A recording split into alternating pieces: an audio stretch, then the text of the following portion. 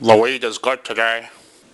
Doesn't make up for the blurred vision and the 2 days of goddamn constipation, but the weed is good today. Good evening, ladies and gentlemen. My name is Brett Kingster, and I'm a little on edge today. Not just because of the constipation and the blurred vision. Those of you who've been listening to me for some time know that I philosophically grapple with the notion that we may indeed be living in a simulation. Today, I saw something that was kind of like my breaking point. Something that was so freaking crazy that I could no longer believe that we are in a natural world. Saw a news story about a grandmother who took her 2 grandchildren, one of which was celebrating, I believe it was his 2nd birthday, and this grandmother took them from the daycare center and killed both of them just before killing herself.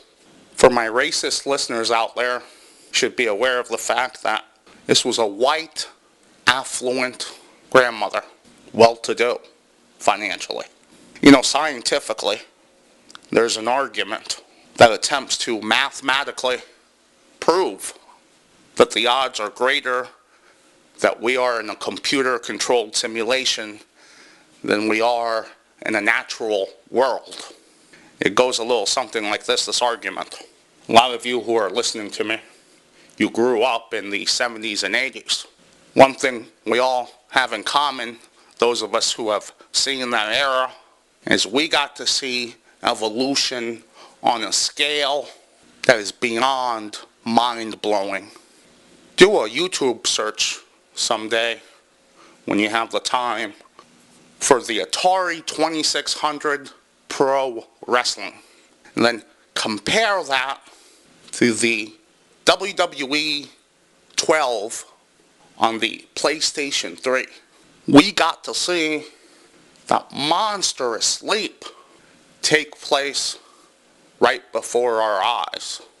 We got to see something advance to the point where you no longer needed to suspend disbelief.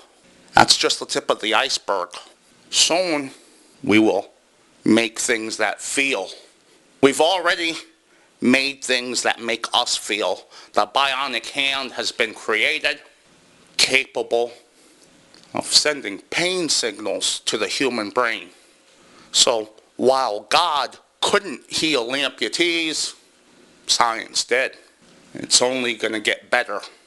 The forecast is so clear and scary.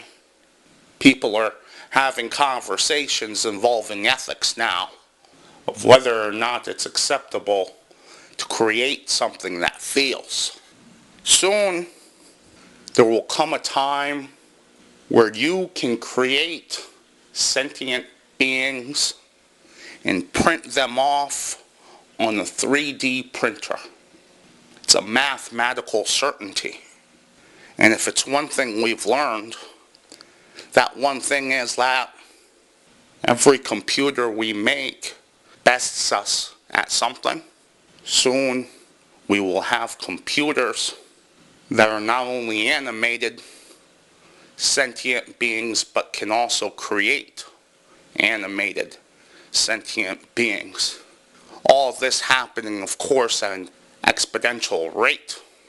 Therefore, the fact that you're a simulation, the fact that I'm a simulation, is far more a mathematical probability than that we're all just natural courses of events. That said, I'd like to take a moment to talk to the programmers who have created me. I'd like to ask you a question. I want you to write in a code that makes me a millionaire. I don't care how you do it. Give me 1 million listeners, make them all give $1. Give me one philanthropist who's dying. Whatever. just make it happen.